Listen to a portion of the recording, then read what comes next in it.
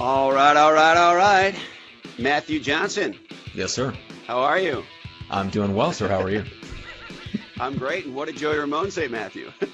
I believe you said, "Hey ho, let's go."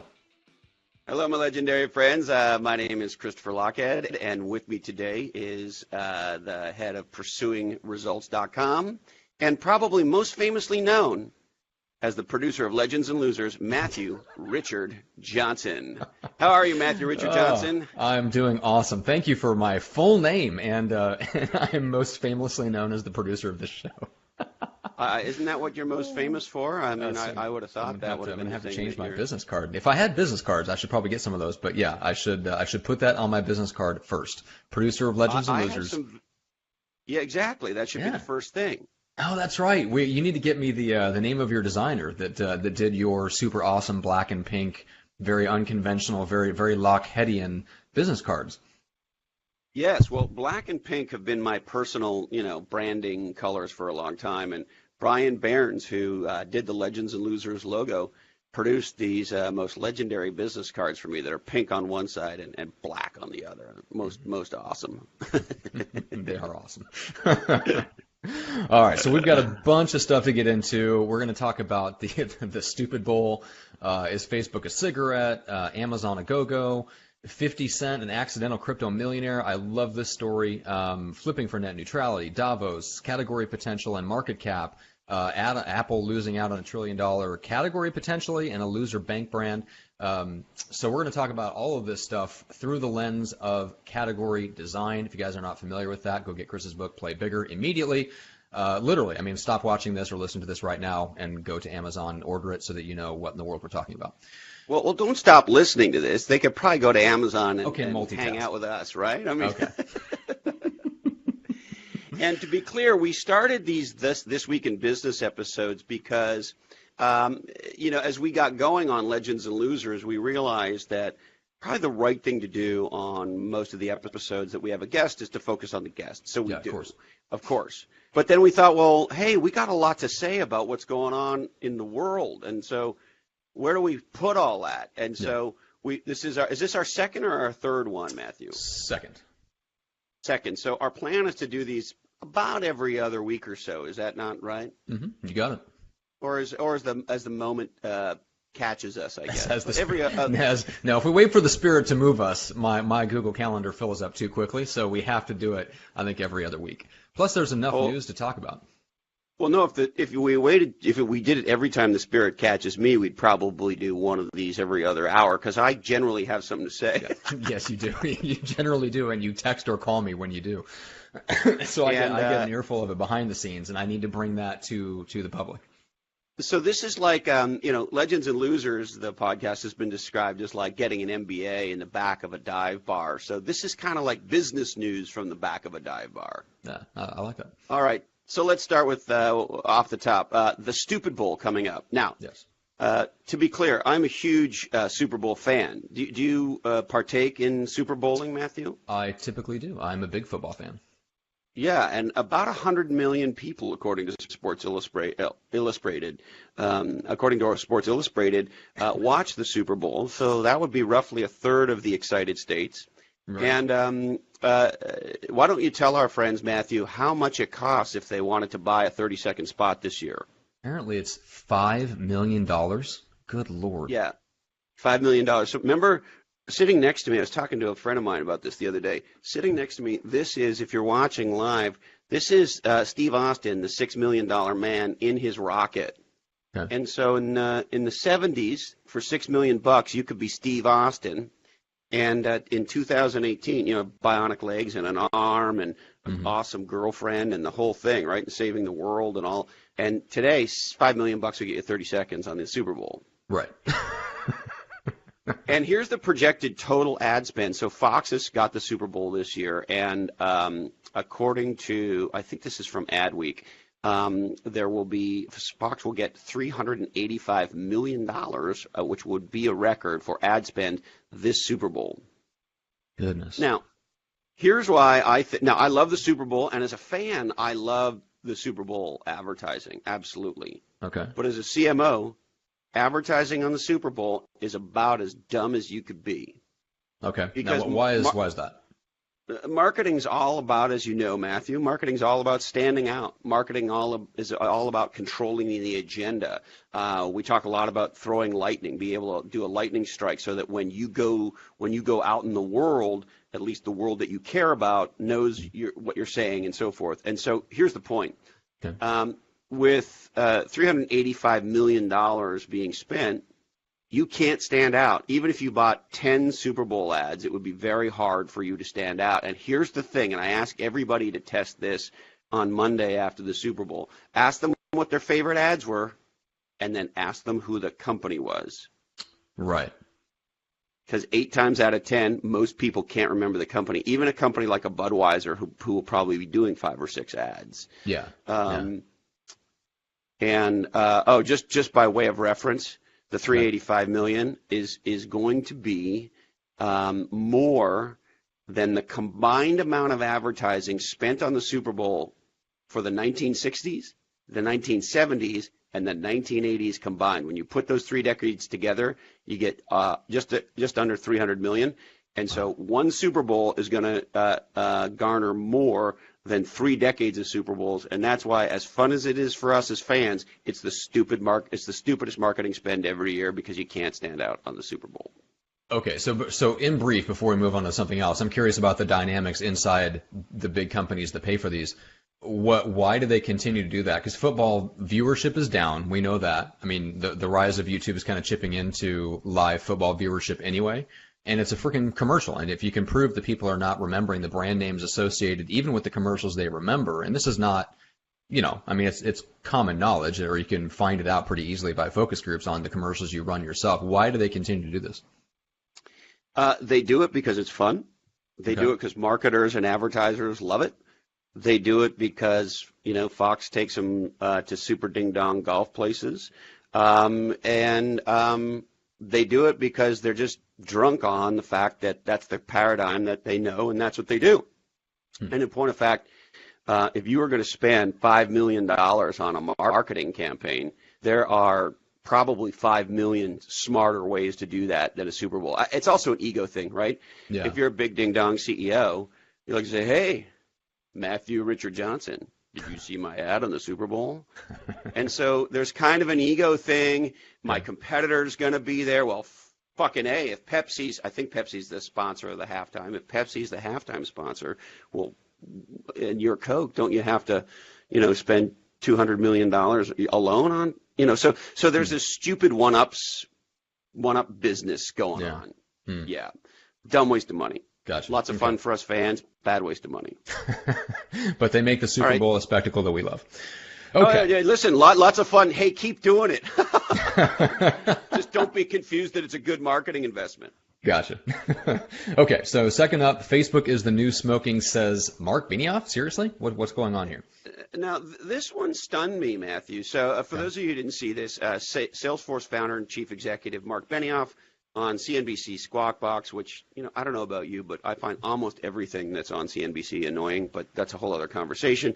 On Tuesday, he says that social media has become a health issue similar to that of tobacco and sugar. And he says, quote, I think that you ought to do exactly the same thing, exactly the same way that you regulate the cigarette industry. And so he thinks social media and Facebook should be regulated because it's addictive. That's what he said. Interesting. Okay. Yeah, that's quote, crazy. Yeah, go ahead. Yeah, well, I think it's crazy. And listen, and there's a bit of a theme. There's another topic that I feel the same way about we're going to get to today. Okay. Like, we do not want the government telling us this stuff. And what kind of a crazy-ass precedent does this set?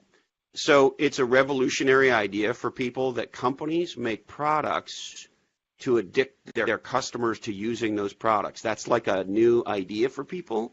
That's been around since forever. And if what we're saying is we as human beings are so stupid that we can't control our own social media time, we need the government to control what Facebook or anyone else can do because they may or may not be harming us. Look, I love Mark Benioff. I really do. He's one of my biggest heroes. I just completely disagree with him on this. I have a much more libertarian point of view on this stuff. I want the government out of our lives. And the minute the government starts telling us what kind of social technology we can use and how we can use it, what else are they going to start telling us to do? Yeah, that'd be my take sorry, on Mark. it too. Yeah. Bad idea. Loser idea. We love you. Loser idea. All right. Topic number 3, Matthew Richard Johnson. Amazon a go-go. So there's a new category of smart store, and the question is, what are they up to, and is this the first of a new brand in a new category of smart stores? So, Chris, what say you? Well, so this is interesting. I'm sure a lot of people saw this. Amazon launched today this week. If I'm not mistaken, it was in Seattle, was it not? I think it was in Seattle. The Amazon Go store. They didn't call it a go-go, although I thought that would have been funny. Amazon a go-go. A go-go is really good, but you know what the best sort of lettering to put after any name is or any brand? Okay. Orama. Oh.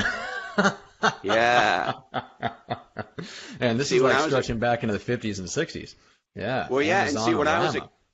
wouldn't that have been great? The Amazon Orama. I like the Amazon Go, but I think Orama. See, one of my jobs when I was thrashing around trying to figure out my life, well, I worked at a jeans store in London, Ontario called Pant-O-Rama. Yeah, Pant-O-Rama. And see, I think you could put Orama at the end of anything, and it sounds cool. So I think they should have gone with Amazon Orama. But apparently they have not been 100% clear, because this is a grocery store, and if I'm not mistaken, they just spent billions of dollars on Whole Foods, right? And we talked about that on a prior Unlocked. And so it's unclear what they're up to. It's very clear what this thing is. It's a smart store, right? Okay. But you have to have a smartphone to go in. And the cool thing is you just shoplift everything. And on the way out, your smartphone automatically checks you out. So you go from being a shoplifter to not a shoplifter when you exit the place. Right. So there's no person. Okay. And see, to me, this is a lot more effective than, these self-checkout things. Right. Are you able to do these, Matthew, these self-checkout things? Do you have the skill to do that? I do. Now, this comes from my extensive, I have a similar background to you. When I was thrashing around figuring what I was going to do, I spent 2 years, off and on working in retail. So I have manned an actual. Did you ever work at Pant-O-Rama? Register. I did not work at Pant-O-Rama. I missed out on that. I missed out on the Pant-O-Rama.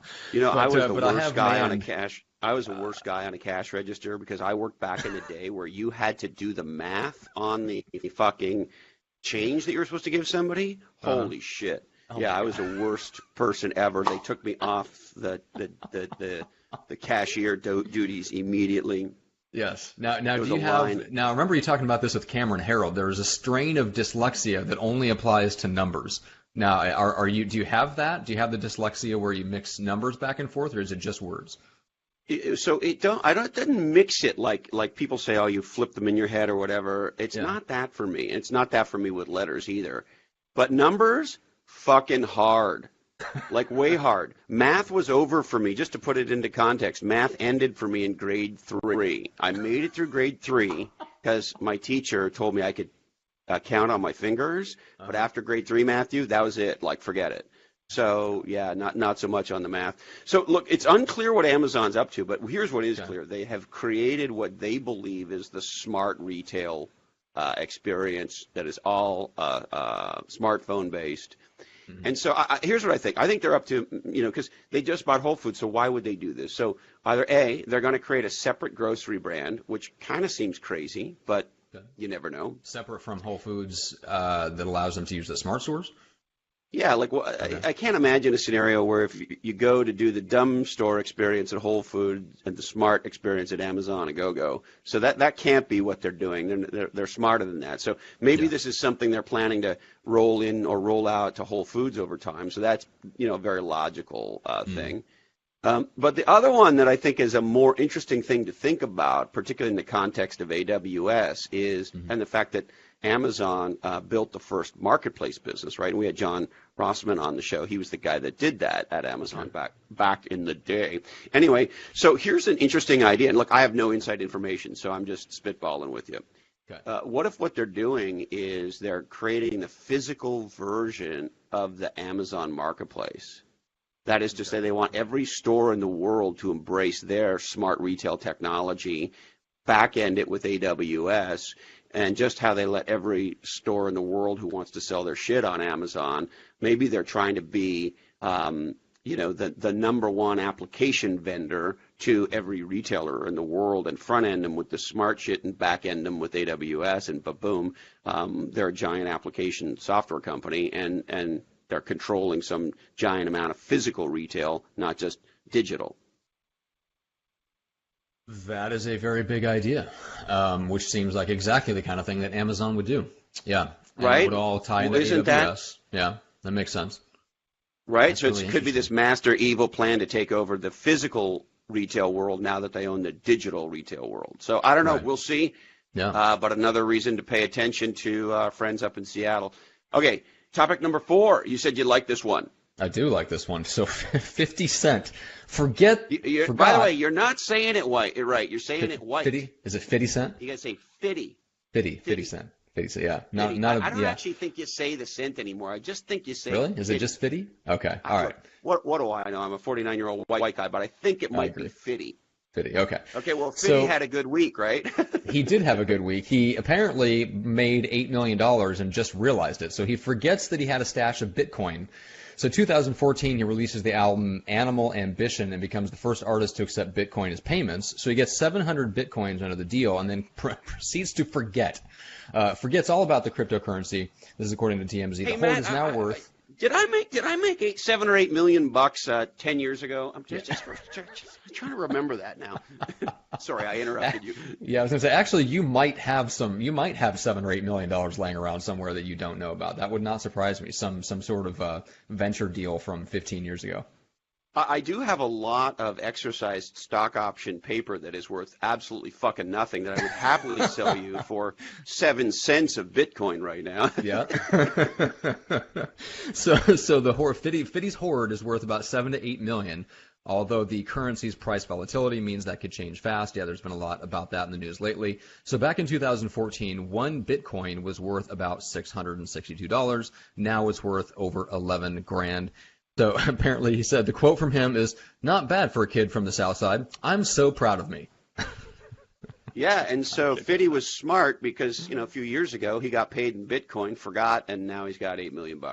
That's right. All right, net neutrality, next topic. Now, this one has been making me very, very angry because I don't think there's been, look, and we try to stay out of politics, but I don't view this as a political issue at all.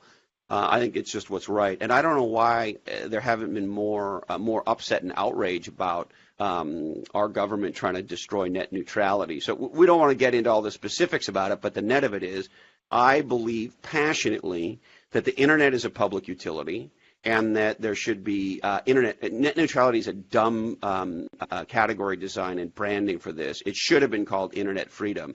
And essentially what I believe, which our government has now made not the case, is that every website should be equal and every browser or user of the Internet should be equal. That is to say, if I'm a Comcast subscriber and I'm trying to access Netflix, my ability to access Netflix should be the same as yours. And if you and I are accessing Netflix or YouTube, our experience should be the same. That there's nobody should have priority. And of course, that's what net neutrality is about. And that's not what's going on in our country. And I'm fucking mad about it. I'm begging everybody I know to write their congressperson and make sure people understand that the Internet needs to be free for everybody, and we can't have a situation where duopolies and monopolies are controlling what we can and can't see on the Internet. Now, to that regard, did you see what Burger King did this week? Yeah, so apparently, this is according to Adweek, Burger King deviously explains net neutrality by making people wait longer for Whoppers, which, first of all, how dare they? Whoppers are delightful. So Burger King sets up a social experiment at a location with a hidden camera and taught Whopper buyers a memorable lesson. In this, you see how real customers react to being charged more for the same quick-serve Whopper. So in other words, they walk in, they get their food in the normal amount of time, but they have to pay more. Or for the regular price, they have to wait longer for a Whopper as Burger King employees intentionally and seemingly pointlessly slow down their service. First of all, that would be hilarious to see, and I would probably explode. I've seen it.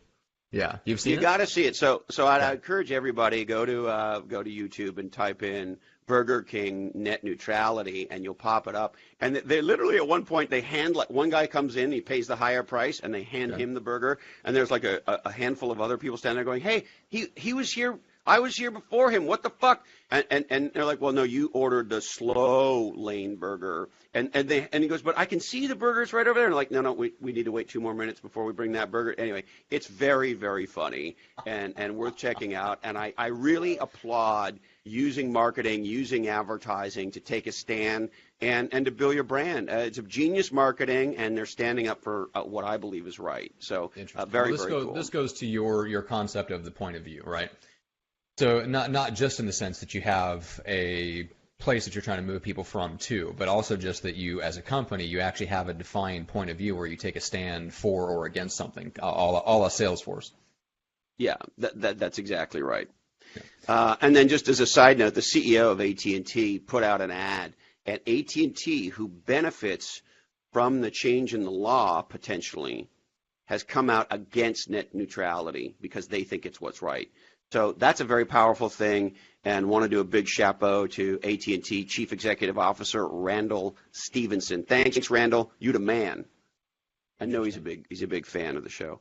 Yeah, so I need to do some more checking on this because, Chris, you know I tend to lean very libertarian, and my typical position on that would be, let's keep the government out of making laws one way or the other, and that ends up being the freedom that we typically want. I don't know how I feel about the government writing an Internet Bill of Rights because I think they're going to generally cock it up, no matter how they attempt to do it, even if their intentions are pure. That was a good one. Cock it up. That's a good. British of you. Very Yeah, Britishy. Yeah, so I wouldn't trust them to, is my point. Yeah, but here's the counter to that. So, look, I agree with you. If we had competition on the Internet, that would be great, and I would love to see more competition. But our government has allowed Internet carriers to essentially be monopolies or duopolies. That is to say, well, how many choices do you have in San Diego, Matthew? Yeah, I think we just have primarily one, maybe two. Yeah, basically Dish and a fiber optic run to the cable to your house option.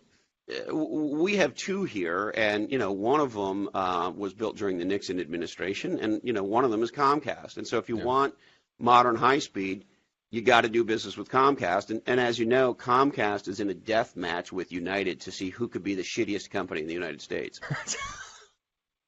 They're absolute assholes, Comcast. The shittiest competition ever. Shittiest ever. Yeah, exactly. That's hilarious. All right. Let's see. I think we could skip number 6. It's a good topic, but So category potential. Let's skip to 7. So category potential drives market cap, and the SEC wants to protect loser investors. Oh, good God! And destroy corporate civil liberties. This sounds about right. So this is according to TechCrunch. Main Street and Wall Street investors are going gangbusters for cryptocurrency and blockchain-related technology. Currently, it's nearly impossible to invest directly in cryptocurrency or legit cryptocurrency companies, and to capitalize on this supply and demand imbalance, whatever that means, some small-cap public companies are doing things like pivoting to blockchain or even just changing their name to something related to crypto. So now this is something the SEC wants to regulate, I'm assuming, to prevent companies from pivoting and presenting themselves as more desirable than they would otherwise be. Yeah, so get this company called Long Island Iced Tea, that's the name of the company, publicly traded company, changed its name to Long Blockchain, and in one day, the stock spiked 500%. Wow. So I think this proves two things. Number one, category potential is what investors want. So the reason these companies are, quote unquote, pivoting and changing their names is to say to investors, hey, we are positioning ourselves inside a giant category opportunity around blockchain, and therefore the potential market category opportunity for us just got materially bigger. And that's why a company's stock goes up 500% in one day. And so I think this story, A, underscores investors do not pay for performance. They pay for category potential. Point A. Point B, back to the libertarian discussion. So listen, if you're an investor and you are so stupid that the company that used to be called Long Island Iced Tea, who now calls themselves Long Island Blockchain or whatever the fuck they changed their name to, and you bought that stock and then it cratered after the fact, well, you know what? In an honor, you're an idiot. Yes. And so what is the SEC doing telling CEOs and corporate leaders what they can name their companies? And look, they may be shysters, but if I want to change the name of my company every 10 minutes and I go through all the legal machinations to do that, why is the government telling me I can't? And why is the government trying to save stupid investors? If you're so stupid that you drive the stock up 500% based on that idiotic move, then you know what? You deserve to lose all the money you lose. Well, yes, because ultimately, here's the problem, is that when government gets involved and regulates to the point where people feel like they've taken on emotional and moral responsibility for it, then we stop doing our due diligence and we start over-relying on them, which they're not paying attention. Then you have the whole phenomenon of the regulators being captured by the industry they regulate, and then you just have a horrible spiral that leads to things like the 06, 07 crash. And so we can't have that. Let the free markets take care of this and let the idiots get crushed, and it'll all sort itself out. Yeah. But I do like that you mentioned that so Kodak's stock tripling after it announces it's launching an initial coin offering. Another great example of the fact that people are capitalizing, or companies are capitalizing on this exploding category, which is, I think, an important point that people need to understand, that when you're looking at companies like that are in these new categories, it's not just that they are innovative, it's not just that they're performing, and you can have a great company that's doing a great thing, but if it's not in an exploding category, you're not going to get that kind of attention, you're not going to get that kind of market cap or that unicorn status that everybody craves. Correct. And look, I have no idea whether Long Island iced tea is legit or not, so if I'm, casting aspersions where I shouldn't be, then, please forgive me. But in the case of Kodak, from what we could tell, and we talked about this a couple episodes ago, they're doing something in the parlance of our times legitimate around blockchain that actually sounds pretty freaking smart. And so, their stock going up, their stock tripling, well, they probably legitimately, earned that. Yeah. And I was looking on entrepreneur.com as an article on the 4 high-tech industries and 1 really low-tech industries that are all booming with no end in sight. And it's another great example of this. You've got, the typical stuff you'd expect to be on a list like this: virtual reality, AI, solar energy, autonomous vehicles, yada, yada. And then we come to food trucks. But they're exactly right. For whatever reason, culturally, for reasons I don't understand, maybe it's the fact that all of a sudden technology has caught up to the point that we can produce food on the go in a way that doesn't make people sick. That may just be certain advances in stainless steel technology that I'm not aware of. But for whatever reason, culturally, food trucks and mobile food is an exploding category. So if you have a business, you get the benefit of the doubt of being in a business that's an exploding category. There you go. Exactly. Now, just quickly before we get to our last topic, you might have heard we dropped an episode of Legends and Losers Unlocked about, did Apple just lose $1 trillion market opportunity to Amazon? So as you know, Amazon with the Echo has been crushing in the smart speaker category. The argument we made on that, or I made on that Unlocked episode, was that if you believe what I believe, which is the smart speaker is the gateway drug to the smart home, and Amazon in September had 75% market share, and as we all know, the Echo was the #1 selling product on Amazon across all categories this holiday season in the United States. The reality is Amazon is the category queen or king of smart speaker, and if smart speaker is the gateway drug to smart home automation, it could be that before Apple ships their new HomePod, which they're now saying is going to be February 9th, that the battle's actually over, not just for smart speaker, but potentially for smart home. Yeah. I mean, it makes sense to me. And this is, I mean, typically you're not, like when you talk to companies and they're obsessed with a go-to-market strategy or trying to beat the competition to the market, you usually are not big on that, and you aren't big on them having to be first to a market necessarily. No. They have to be first to get the magic triangle right. They don't have to be first to just puke a product into the market. Exactly. Yeah. So I do want to make that point that there's a lot of people that feel like, well, yes, of course, Amazon beat Apple to the market, therefore they win. That's not why they're winning. They're winning because they're prosecuting the magic triangle. Right. And I mean, you as a user, if you just try Siri versus Alexa, Siri's the child in the slow class for shizzle, right? I mean, I mean, I don't like any of these CUIs, these Right. conversation user interfaces. They make me all, we're getting to the time where it's just like Scotty. I don't know if you remember Scotty on Star Trek, but he would stand there and go, "Computer, what time is it?" And the computer would talk. We're living that today. It's Right. just a little freaky for me, but I digress. All right, so Okay. our last. So I have a question for you. Okay. What's the loseriest, if that's even a word, name you could think of for a bank brand? Okay. I think you're about So, to like, tell if you were gonna start a restaurant, you wouldn't call that restaurant like Matt's Throw Up Palace, right? Well, not like, now. Now that you announced it, you're beating me to market, Chris, with my favorite name. It's a whole new concept. It's a it's a Right? food truck. Yeah. Like, would you call your restaurant Montezuma's Revenge? That would be a dumb name, Well, no, right? it's got to be something with Orama at the end, as we know from earlier in the show. It's got to be Yeah. Food Orama. I think that's the best name. Well, Okay. so maybe this bank should change their name, at least in the U.S., to Bankorama. So here's the thing. There is a European bank called Rabobank, Rabobank, Okay. and they're Dutch or Hollish, depending on or Netherlands. It's so weird that it's the Netherlands. They're Dutch. It's all very confusing. So anyway, this is a very big damn deal bank up there. And in my old days, I remember selling to them. I've gone on a sales call to Rabobank and met the chief ding dong of IT and all this shit. So this is a very big global international bank. Okay. And for the last several years, they've been making a play in the United States. Okay. But apparently, Matthew, Richard Johnson, nobody said to him, "Hey, maybe in the United States, calling a bank Rabobank is a dumb fucking idea. The bank is called Rabobank."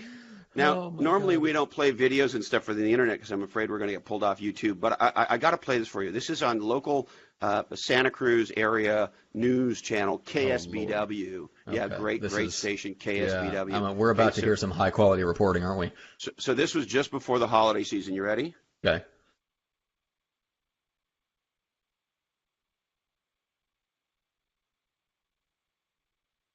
We're not hearing anything. Are you hearing something, Chris?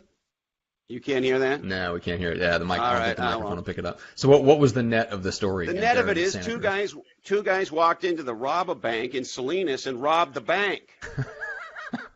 And everybody's like freaked out about that. It was big news and like, oh, there's guys robbing the bank. Well, Yeah. hey, you put a fucking sign on the door that says rob a bank, and so we were just following instructions. That's right. Yeah. At the very least, it's very, very NLP, very, very neurolinguistic programming. I mean, you basically told them to rob your bank. So they get the loser of the decade award in bank branding. All right, anything else before we wrap this one, Matthew? No, sir. All right. Well, hey, we'd like to thank you for visiting with us and investing some of your life with us here on This Week in Business. Mm-hmm. Thank you for your reviews. We hope you share the shit out of the show, don't we, Matthew? Yes, we do. And we love that you tell your friends about us. And, hey, apologies to Dr. Larry Nasser of U.S. Gymnastics. Sorry, Larry. We just ran out of time for you. All right. Thanks, Matthew. Thanks, everybody. We'll see you again on another episode of This Week in Business.